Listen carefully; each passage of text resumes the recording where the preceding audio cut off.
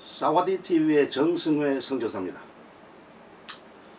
오늘은 선교사의 선교지 적응과 정착에 대해서 6번째 시간을 가지는데, 정승회 선교사가 어떻게 태국의 적응과 정착을 감당했는지에 대해서 이야기하는 시간으로는 2번째가 되겠습니다.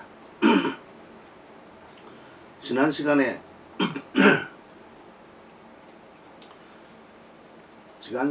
어떻게 태국의 정착을, 적응을 시도했는지 초창기의 얘기를 여러분들에게 나누어 드렸습니다. 언어를 배우는 동안에 방콕에 있는 태국의 모든 교회들을 다 돌아봤다. 그리고는 언어가 끝난 다음에는 마음에 드는 태국교회 하나를 선택해서 인턴십을 하는 것처럼 거기에서 그들과 한풀이 되어서 그 교회 중심에서 태국교회를 적응하고 태국교회에 정착하고, 그래서 태국교회를 개척할 수 있는 그런 기반을 마련했다. 그 말씀을 드렸으며, 특별히 제가 감당하는 이 선교를 태국의 고급 지도자들 선교부의 고문으로 모셔가지고 그분들의 지도를 받아서 태국 선교를 감당함으로 한국교회가 원하는 선교뿐이 아니고 태국교회가 원하는 선교 사역을 감당하는 수준까지 도달했다는 말씀을 드렸습니다. 오늘은 태국의 고급 지도자를 통해서 모세가 이집트 왕궁에서 왕궁 수업을 통해서 이스라엘 백성들의 지도자가 되었던 것처럼, 나는 태국에 와서 태국의 고급 지도자들, 태국 교회의 고급 지도자들을 통해서 모세처럼 선교사 왕궁에서의 훈련을 받는 그러한 과정을 겪어서 참 행복한 선교사였다고는 사실을 말씀을 드렸습니다. 하나님께서 저에게 특별히 주신 그런 특혜였다고 보고 하나님 앞에 감사드립니다. 또 하나 큰 사건은, 제가 태국말을 감당하고 태국말을 마치고 그 다음에 태국교회를 개척하게 될 때에 태국의 목회자들을 훈련해야 되겠다. 태국에는 너무나 많은 신학교가 있고 수준 안 되는 신학교들이 있어서 신학교를 세워야 되지만, 내가 신학교를 세우면 그 사람 따라 더 시원찮은 신학교를 세워서 태국교회에 필요 없는 그런 목회자를 양성할 가능성이 있다는 위험 때문에 신학교를 세우지 않고 방콕 목회대학원을 세워서 신학교를 졸업한 사람들, 목회를 감당하고 있는 사람들에게 전공의 같은 레지던트 훈련을 받는 것 같은 목회 훈련을 그들에게 4년 동안 시켰습니다. 그리고 마지막 해는 한 달 동안 한국을 데리고 가서 한국 목회자들과 먹고 자고 그러면서 새벽 기도부터 시작해서 모든 교회 집회를 참석하면서 목회 실제를 그들에게 보여주어서 그들로 하여금 한국의 목회자처럼 교회를 위해 희생하는 그 목회자로 만드는 일에 노력을 하는 그런 일을 했습니다. 그때 제가 태국교회 지도자들이 이 교역자들에게 강의를 하게 됐는데, 한 달에 5일씩 월요일부터 금요일까지 오전에 90분짜리 2강좌, 오후에 90분짜리 2강좌, 이래서 30시간을 한 달에 30시간을 태국 교회 지도자들과 혹은 선교사들과 이러한 사람들을 강사로 모시고 이 사람들에게 훈련을 시켰습니다. 그 당시 저는 말도 시원찮을 뿐만 아니라 뭐 별 아는 것도 없으니까 내가 하기보다는 그 태국 교회의 고급 지도자들이 와서 이 사람들을 훈련을 시켰습니다. 저는 그 강좌에 처음부터 끝까지 다 들었습니다. 그것이 15년 동안 태국 사람들의 강의를 그 강의실에서 태국 사람들과 같이 들었다고 말해요. 새벽 기도는 제가 인도하고 저녁 시간에도 제가 인도를 했죠. 그러나 낮 시간은 그 사람들이 이와 같이 일을 했습니다. 그때 저는 태국화가 되는데 얼마나 많은 효과를 거뒀는지 모르죠. 태국의 교회 지도자들, 이 강의는 어디서도 들을 수 없는 강의들을 15년 동안, 방콕 목회대학원을 15년 운영했는데 15년 동안 이와 같이 계속 들었어요. 그래서 소위 태국교회 지도자들의 그 마음속에 있는 것이 무엇인지, 그 마음속에 있는 게 뭔지, 저 정신 속에 들어있는 것이 무엇인지 이것을 알게 되었죠. 그래서 태국 선교사로서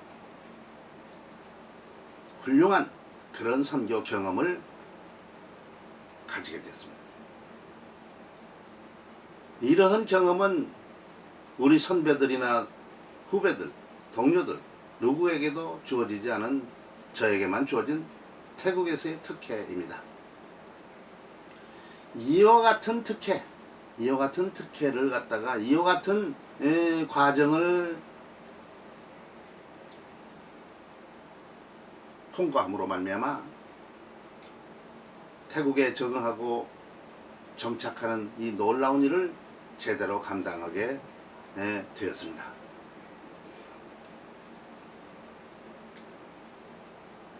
그리고 저는 또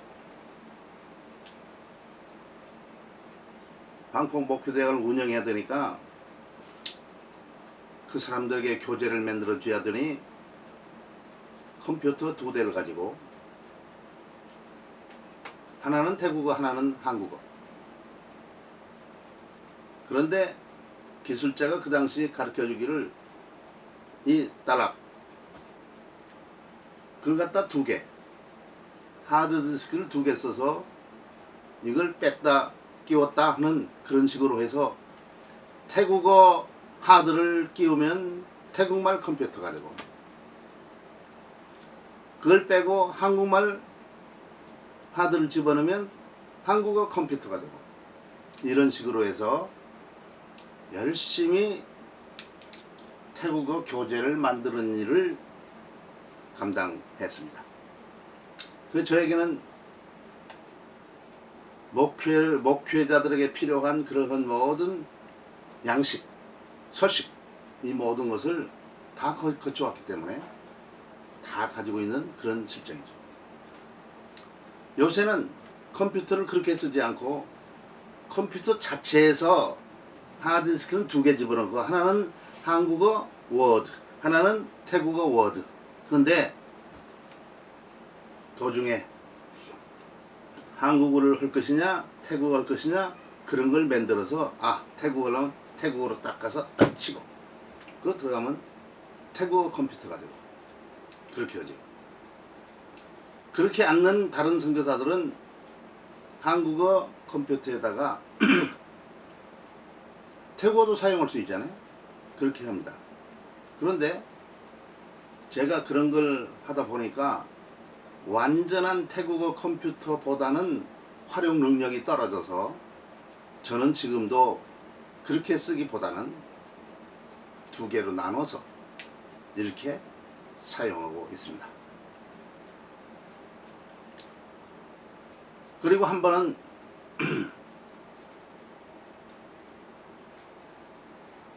그 컴퓨터에 있는 모든 자료들을 어떤 선교사가 잘 알지 못하면서 컴퓨터 청소하는 법을 가르쳐줘서 청소를 했더니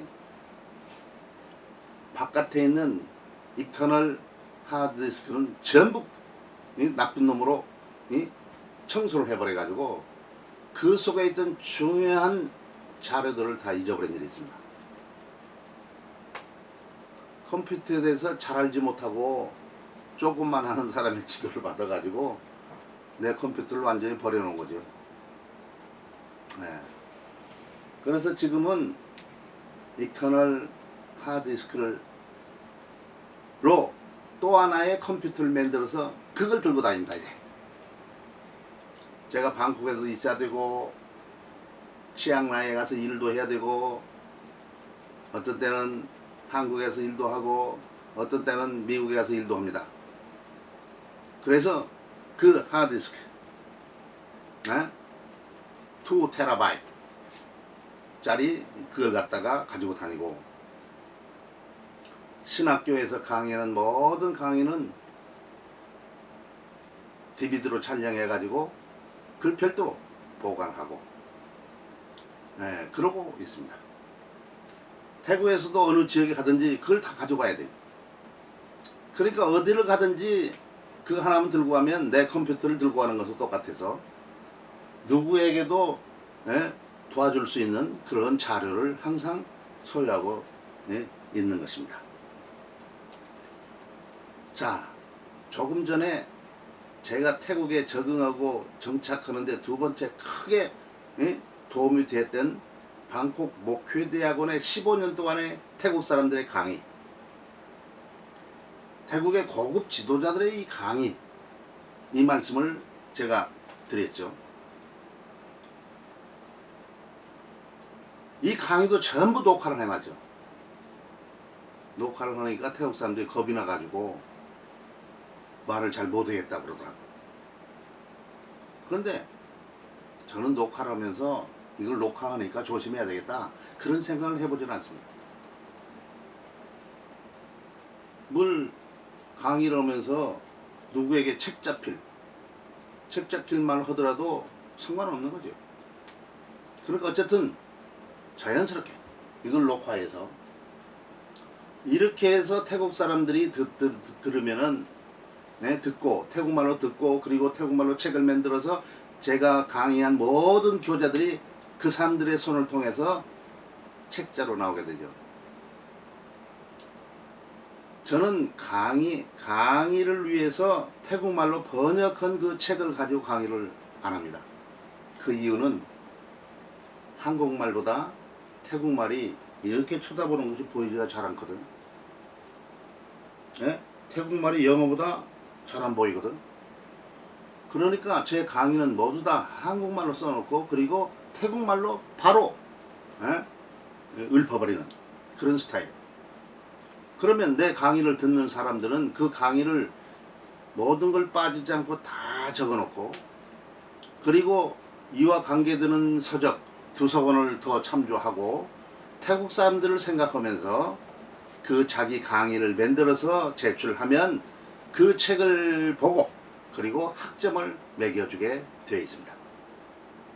이것이 쉽다면 쉽고 어렵다면 어렵죠. 그러나 공부를 하는 사람들에게는 정말로 공부를 하지 않으면 할 수 없는 그런 상황으로 가게 되는 거죠. 그래서 저는 지금까지 많은 것을 강의를 해 주었는데 이게 모두 다 우리의 제자들이 자기가 가지고 있는 컴퓨터 속에 그 강의안이 있습니다. 그리고 모든 것을 이와 같이 녹화를 해놨기 때문에 인터넷 신학교를 운영한다 해도 부족함이 없는 그런 실정이죠. 그러나 제가 인터넷을 운영하는 그 실력이 없으니까 그 일을 못하고 있는 것이죠. 지금 사와디 TV에 이것도 DVD 카메라를 통해서 녹화를 하고 그 상태에서 손을 대지를 못하고 바로 사와디 TV에 그냥 올립니다. 그러니까 잘라내야 되는 것도 잘라내지를 못하고 뭐 거기에 더 첨부할 글자도 첨부를 못하고 그 상태로 가죠. 누가 이걸 도와줄 수 있는 사람이 있으면 훨씬 편한 사역이 되겠죠. 어쨌든 저는 태국 교회 지도자들로 하여금 선교부에 고문으로 모셔서 그분들의 지도를 받아서 선교를 진행하니까 최대한의 실수할 수 있는 선교사의 실수를 줄였고, 그 다음에 이 고급 지도자들의 방콕 목회대학원의 강의를 통해서 그 듣는 동안에 태국 사람의 속에 뭐가 있는지 이걸 갖다가 다 파악할 수 있었다, 그 얘기입니다. 그래서 지금도 태국의 교역자들에게 강의를 하든지 무슨 소개를 하든지 자기들의 속을 훤히 들어보고 들여다보고 말을 하는 것 같으니까 제가 지도하는 것에 대해서 아주 정당하게 받아들이고 존경하는 그런 상황에 처해 있는 것입니다. 그러면은 개괄적으로 지금 두 가지 큰 제가 태국화에 도움이 됐던 얘기를 말씀을 드렸습니다. 이제 그러면 하나씩 이 얘기를 나눠 볼까 합니다. 제일 처음에는 태국 선교사가 되어서 한국에서 태국 선교를 준비하는 것입니다. 선교지 준비는 한국에서 모든 걸 다 마친 다음에 선교지에 와야 되겠다, 그런 생각을 가집니다. 후배 선교사들 중에 선교지에서 만났을 때 당신이 여기 와서 하고 싶은 일이 뭐냐 대뜸 말하는 것이 이제 왔기 때문에 태국을 잘 몰라서 앞으로 계획을 세운다 그래요. 제가 말은 않지만 속으로 이걸 한국에서 세워올 수 있는 것을 어떻게 해서 여기까지 와서 시간을 소비하면서 이걸 여기에 와서 이렇게 계획을 세운다고 그러는가. 그리고 또 그 초임 선교사들이 만나는 사람들이 초년병들이 다. 그러니까 초년병들 얘기만 들으니까 뭘 얻어 들은 것이 없죠. 제가 무슨 얘기를 하면은 너무나 갭이 많으니까 내가 무슨 얘기를 하는지를 못 알아듣더라고요. 그러니까 한참 지나서 자기도 그걸 이해할 때쯤 되면 그때서 그때 그 사람 얘기가 그 얘기였구나 하는 것을 몇 년이 지나서야 깨닫고 나에게 그 말을 하는 사람들을 만나보았습니다. 제 경험으로는 마침 한국에서 태국 목회자 하나를 만난 일이 있습니다. 유일아 전도사였어요. 그가 나의 필요한 모든 준비를 한국에서 한 1년 동안 시켜줬어요. 1년 동안 선교사 1978년 제63회 총회에서 선교사 인준을 받은 이후에 1년 동안 이 태국에 들어올 수 있는 길이 없었는데 마침 그 친구가 있어서 1년 동안 그 친구가 나의 뒷바라지를 해줬죠. 태국말도 가르쳐주고 태국 풍습도 가르쳐주고 자기 나름대로 태국에 대해서 나에 대한 훈련을 많이 시켰어요. 그에게 태국말을 배울 때에 그가 발음하는 소리를 듣고 제가 발음을 하면 그 사람은 아니다 그래요. 이 귀가 태국말을 듣기에 적합하지 않도록 되어 있기 때문에 한국말을 듣기에 적합하니까 이 태국말을 들을 때도 한국말식으로 듣는 거예요. 그러니까 발음을 한국식으로 하는 거죠. 말을 못하는 사람이 왜 말을 못해요? 이걸 못 들으니까. 이거 듣기만 하면 말을 한다는 것이에요. 이게 이 귀가 거듭나지 못해가지고 이 말이 나는 제대로 했다고 그러는데 태국 사람이 딱 들어보니까 아니라는 거예요. 지금 우리는 어른이 돼가지고 다 태국에 와서 태국말을 배우니까 태국말을 제대로 하지를 못해요. 그리고 나는 한국에서도 한국말을 지어내는 사람이 태국에서도 태국말 한국의 말을 지어내는 것처럼 태국말도 지어낼 수가 있죠. 이 지어내서 태국 사람이 물어봐요. 이 말이 맞냐? 그러면 그 말이 맞다. 근데 우리가 쓰지 않는다. 말이라고 해서 쓰지 않으면 그건 죽은 말이에요. 근데 틀리지는 않았는데 일반적으로 쓰는 말이 아니라는 거예요. 저는 한국에서부터 말을 창조하는, 말을 만들어내는 그런 사람이거든요. 그러니까 다른 사람은 그 말을 몰라.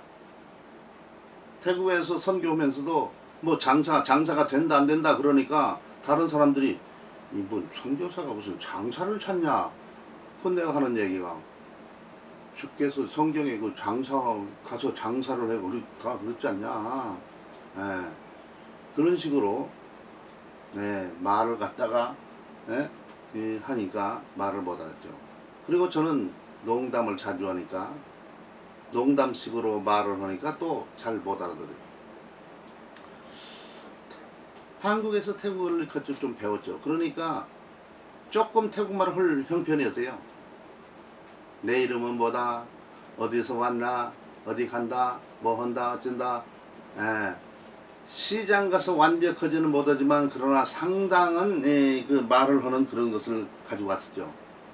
그래가지고 그 친구 유일아 전도사와 함께 태국을 그날 같이 돌았어요. 왜?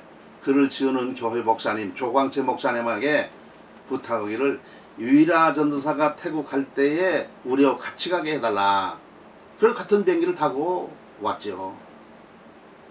그게 난 큰 도움이 됐어요. 근데 그가 시골 사람이 해가지고 방콕을 모르니까, 시골 사람이니까 나를 도와주는데 한계가 좀 있었기는 했습니다. 지금은 그 위라 전사, 위라 목사가 돼서 그 지도자급이 돼서 람빵 노회장이나 무슨 뭐 이런 걸 하면서 지금 하고 있고, 자기 부인이 남방에 있는 교회에 담임 목사를 하고 있습니다. 그러니까 태국 사람, 한국에서부터 태국 사람과 같이 있다 보니까, 그리고 태국에 대해서 연구를 하다 보니까 무슨 이 얘기가 어떤 상황이 되느냐. 태국에서 내가 가서 나의 달란트를 내가 아니까 태국은 저렇고 달란트는 나가 이렇고, 그러니까 내가 태국에서 이런 일을 해야 되겠다. 그래서 선교 전략을 한국에서부터 다 준비해 왔습니다. 그게 틀리지 않아요.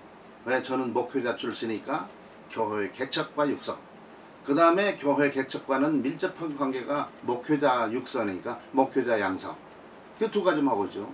다른 건 안 해요. 다른 것도 계획이 있었어요. 그때는 능력이 많을 줄 알고 의료적인 뭐 일도 한다 뭐 찐다 뭐 했는데, 제가 재정 능력이 없으니까 그건 꿈에도 꾸지 못하고 그랬죠. 그뿐만 아니라 태국 전체를 커버해야 되겠다 생각했었는데, 태국 남쪽, 남부 태국은 절대 손을 대지도 못했고, 방콕을 비롯해서 위쪽으로 파키산 동북부 지역도 손을 댔고, 북부 지역도 손을 댔고 이랬죠. 그런데 어디가 안 됐느냐? 남부지방은 안 했고 동부지방도 관계가 없어서 손을 대지를 못했죠. 중부지방도 손을 대지를 못했습니다. 북부지방은 손을 댔는데, 북부지방은 주로 산지족, 아카족과 라후족, 아카족과 라후족 이런 두 족속만 손을 대서 우리 선교부가 타이족과 아카족, 라후족 이와 같이 일을 하게 된 것입니다. 그러니까 선교지의 선교 정책 수립은 적어도 한국에서 연구를 하는 동안에 그때 선교 전략을 수립해 가지고 와야 된다는 것이고, 태국에 와서는 이걸 가지고 맞춰보기 시작해야 된다는 거예요. 태국에 와서 그때부터 태국을 배우기 시작하고, 그리고 그때부터 무슨 일을 해야 되겠다 그러면 늦다 그 말이에요. 그리고 말씀을 드렸지만은 태국의 시골에 가서 일할 사람도 방콕을 다 정복한 다음에 시골에 가서 사역을 감당해야 그 사역을 제대로 감당하고 있다, 그 말씀을 드린 바가 있습니다. 어쨌든 우리가 하고 싶어도 하나님께서 뒷바라지 해주면 안 되죠. 그리고 하나님께서 필요한 요원들을 현지에서 제대로 만나게 돼요. 선교제 사람들 중에는 사기꾼들도 상당히 있어요. 사기성 있는 사람이 있습니다. 태국 같은 경우 200년 동안 얻어먹고만 살았잖아요. 그래서 모든 지도자들 마음속에 얻어먹는 것이 몸에 배어 있어요. 이 태국 사람들에게만 얻어먹는 건 몸에 배어 있는 게 아니고, 지금은 염려할 때 우리 선교사들도 왜 얻어먹는 거지 근성이 있는가, 그것에 대해서 아주 안 좋게 생각하는 바를 가지고 있습니다. 우리가 후원교회가 있어서 후원교회가 지원하니까 우리 돈을 가지고 할 수 있음에도 불구하고 선교사 무슨 대회를 한다, 무슨 그러면은 의뢰 한국교회 도움을 받아가지고 그 사람들이 종이 되어서 그냥 그 대회를 치러야 되는 그런 어려움이 있는 거죠. 그러기보다는 우리 내놓고 우리가 필요한 그러한 강의를 듣고 그리고 이 대회를 진행하면 얼마나 우리 선교사에 더 도움이 되지 않을까. 한국에서 열정적인 그런 목회자들 비하하는 건 아니지만, 그러나 그분들이 선교지를 잘 모르기 때문에 돈은 있지만은 돈을 지원해서 강의해서 강의를 하지만은, 그러나 우리에게 그렇게 큰 도움은 되지 않는다. 도움이 되는 사람 어떤 사람들이 실질적으로 선교지에서 제대로 선교를 하지 못한 사람들은 그런 사람들이 와도 도움이 되겠다 하는 거죠. 그러나 선교제 제대로 일을 하는 사람은 한국에서 목회자가 하는 것 같은 그런 스타일로 여기 까닭에 뭐 영역이 부족하다든지 뭐 어쨌다든지 그런 것은 별로 없는 거예요.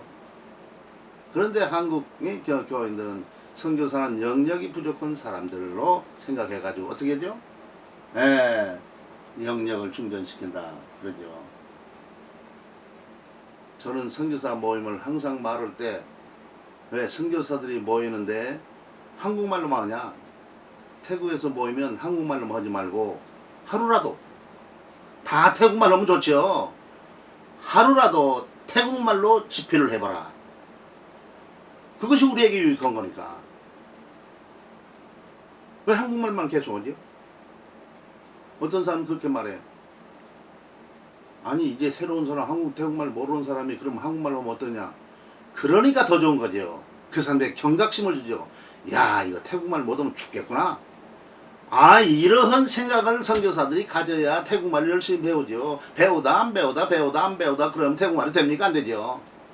태국말 배울 때는 아프지도 말고 애기 낳지도 말고 뭐 여행 가지도 말고 우리 아버지 어머니가 돌아가셔도 안 되고, 하여튼 빠지지 않고 열심히 공부를 해서 이 태국말을 마친 다음에 그런 사건이 벌어져야 하는 거예요. 그러니까 우리가 그렇게 기도를 해요. 그럼 하나님이 그렇게 해 주실 것입니다. 이런 확신도 없이 살면 안 되죠. 그러니까 태국화 되는 일, 내가 태국화가 되지 않으면 안 된다. 태국말을 설렁설렁 배우면 안 된다. 이런 죽을 각오를 하고 이 태국화 되는 일에 힘쓰는 선교사의 말로 전망이 있는 선교사. 그렇지 않은 사람은 어느 때 가든지 전장에 나가 총 맞아 죽을 그런 선교사가 된다 하는 사실을 명심하기를 바랍니다. 이것이 41년 동안 태국에서 열심히 일해본 선배가 하는 얘기인 사실을 아셔야 됩니다. 그럼 오늘 또 시간이 다 됐구만요. 여기서 마치겠습니다. 감사합니다.